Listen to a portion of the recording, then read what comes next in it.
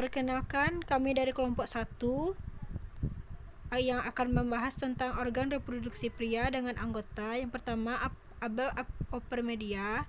Yang kedua, Asti Amelia. Yang ketiga, Hairina Rati. Yang keempat, Maharani Aprinal Kadri. Yang kelima, Resti Indah. Yang keenam, Sadila. Yang ketujuh, Yunita. Di sini saya akan membahas tentang organ reproduksi pria. Yang pertama yaitu organ reproduksi pria eksternal.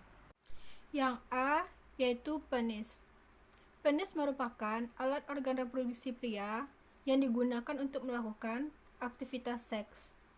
Dan penis merupakan organ alat reproduksi pria yang mengalami pertumbuhan pada masa puber pria. Penis terbagi atas 4 bagian, yaitu yang pertama kepala penis, yang kedua penis, yang ketiga buah zakar, yang keempat lubang yang berada di ujung kepala penis. Yang B yaitu skrotum. Skrotum merupakan alat reproduksi pria yang berbentuk seperti kantong. Dan organ ini terletak pada pangkal penis atau terletak pada belakang penis.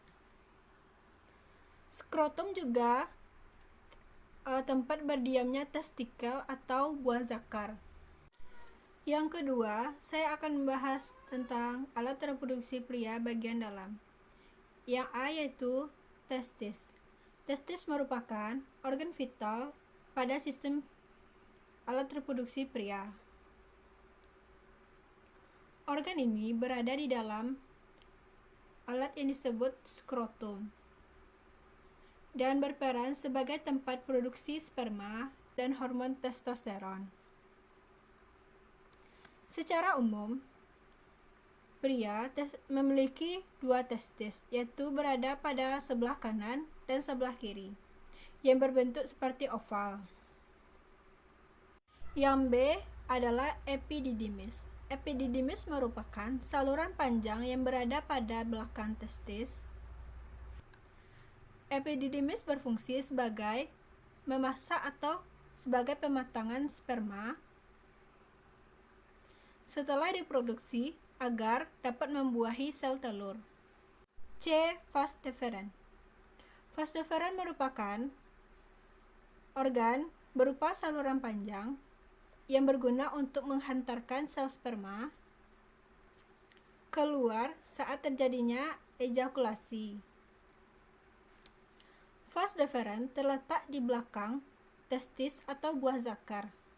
Yang D. Vesicula seminalis. Vesicula seminalis terletak pada dasar kantung kemih, dan vesicula seminalis berfungsi sebagai pemberi tenaga bagi sel sperma untuk aktif bergerak. Yang E. Kelenjar prostat.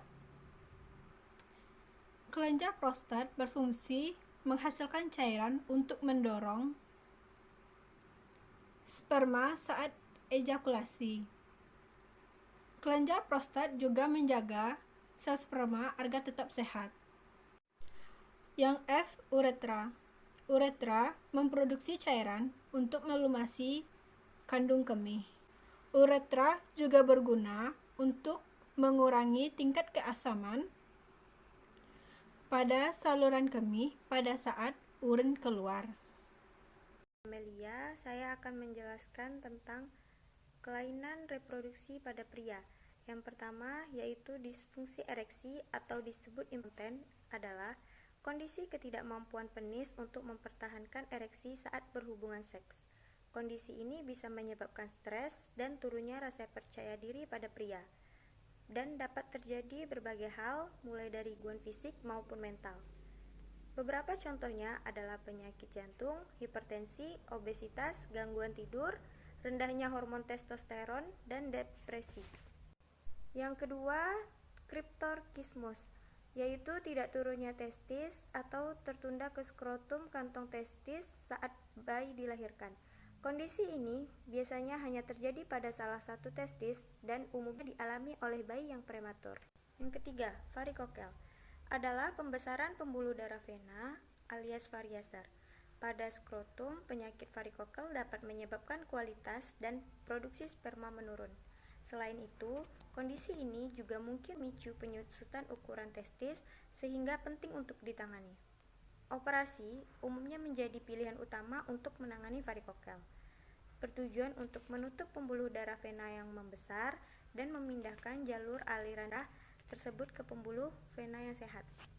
4. Hidrokel adalah penyakit pada sistem reproduksi pria yang menyerang skrotum atau kantong testis. Penyakit ini terjadi bahkan skrotum membengkak akibat adanya cairan.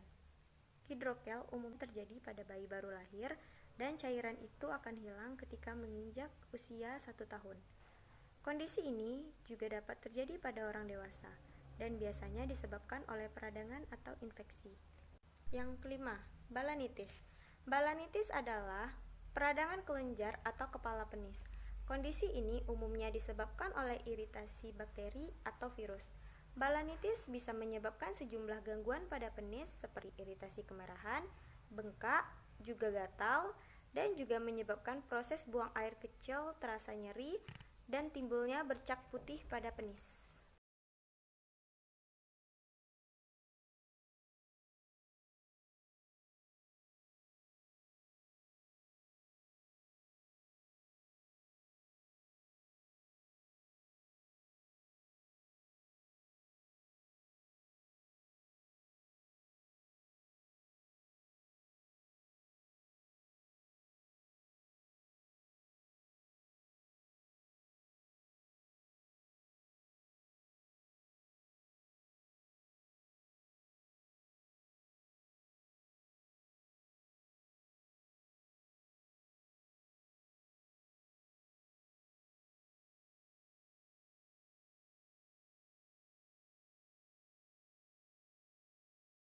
Akan menjelaskan tentang fungsi organ reproduksi pada pria. Fungsi organ reproduksi pada pria terdiri dari dua, yaitu pada eksternal, yang kedua pada internal. Pada eksternal terdiri pada penis yang berfungsi sebagai jalan keluarnya urin dan sperma. Yang kedua, skrotum atau kantong zakar yang berfungsi sebagai sistem kontrol suhu pada testis.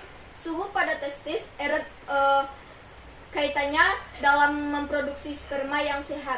Yang ketiga, testis yang berfungsi untuk memproduksi sperma dan hormon testosteron atau hormon utama pada pria. Yang kedua, bagian internal terdiri epididymis yang berfungsi menyimpan sel sperma yang diproduksi di testis dan mengangkut sperma yang belum matang menuju tabung vas deferens agar menjadi sperma matang. Yang kedua, kelenjar prostat berkontribusi dalam memberikan cairan tambahan untuk proses ejakulasi. Cairan prostat juga membantu sperma agar tetap sehat. Yang ketiga, kelenjar burbouretral yang berfungsi untuk memberikan uretra dan menetralisir keasaman yang mungkin ada karena tetesan sisa urin. Yang keempat, vesikula seminalis yang berfungsi menghasilkan cairan fruktosa yang digunakan sperma sebagai sumber energi ketika beraktivitas. Yang kelima, uretra, saluran yang membawa urin atau sperma keluar tubuh. Yang keenam, vas deferens berfungsi mengangkut sperma matang menuju uretra dalam persiapan untuk ejakulasi. Spermatogenesis adalah proses pembentukan sel sperma di dalam testis pria. Sel sperma diproduksi pada bagian tubulus seminiferus di dalam testis. Di dalam dinding tubulus banyak sel yang tersebar secara acak yang disebut sel Sertoli. Sel ini berfungsi untuk memberikan makanan untuk sel sperma yang belum matang. Ketika sel sperma telah matang, spermatogium memperbanyak diri dengan cara mitosis atau meiosis atau pembelahan sel. Dari spermatogium atau sel induk sperma, sel akan berubah menjadi spermatosit primer secara mitosis. Setelah itu, spermatosit primer membelah secara meiosis menjadi spermatosit sekunder yang berukuran sama. Pada tahap meiosis kedua, spermatosit sekunder membelah diri lagi menjadi 4 spermatid dengan bentuk dan ukuran yang sama. Spermatid merupakan hasil pembelahan sel tahap akhir sebelum akhirnya berubah menjadi sel sperma yang matang, disebut dengan spermatozoa. Spermatozoa akan bergerak ke dalam epidimis, tabung penyimpanan sperma yang terhubung dengan testis. Spermatozoa akan siap dikeluarkan bersama dengan air mani ketika seorang pria mengalami ejakulasi. Selama proses spermatogenesis, lebih dari 1 juta spermatozoa akan diproduksi setiap harinya. Namun, dari sebanyak itu, hanya ada sekitar 100 juta sel sperma yang berhasil matang dengan sempurna pada proses pembentukan akhir. Menurut National Institute of Health, proses pembentukan spermatozoa menjadi sel sperma matang yang mampu membuahi sel telur membutuhkan waktu sekitar 2,5 bulan. Ini saya akan menjelaskan tentang aktivitas seksual pria. Aktivitas seksual pria merupakan kebutuhan biologis manusia untuk mendapatkan keturunan, penyatuan gamet laki-laki dan perempuan. Memerlukan penyaluran semen ke dalam vagina wanita melalui perilaku seksual, sama dengan hubungan kelamin koitus kopulasi. Perilaku yang muncul adanya dorongan seksual atau kegiatan mendapatkan kesenangan organ seksual melalui berbagai perilaku dengan cara merangsang, baik dilakukan sendiri maupun lawan jenis. Pada pria terjadi 3 fase yang merupakan mata rantai, yaitu 1. Fase eksitasi atau rangsangan, ereksit, vasokongesti, testi, dan peningkatan berhubungan intim.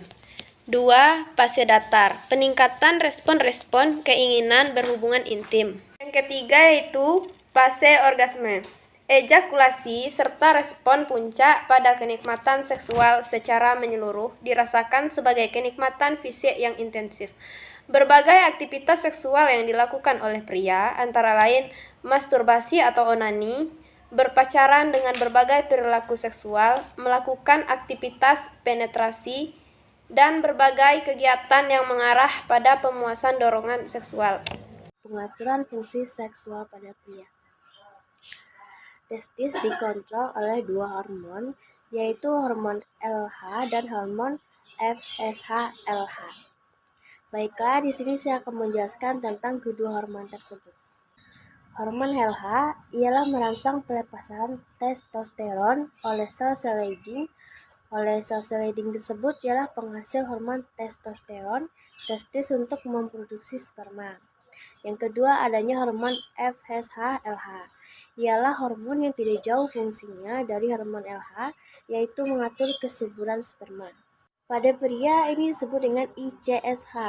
Testosteron berperan untuk mitosis dan meiosis sel-sel germinatium. FSH bekerja pada tubulus semifinesis, terutama di sel Sertoli, untuk meningkatkan spermatogenesis. Sekresi LH dan FSH dari hipofisi anterior dirangsang oleh hormon hipotalamus GnRH. Sekian dari saya video pembelajaran tentang fungsi seksual pada pria.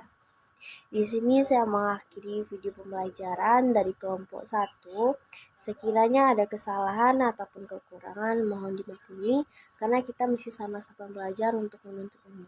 Sekian, terima kasih. Wassalamualaikum warahmatullahi wabarakatuh.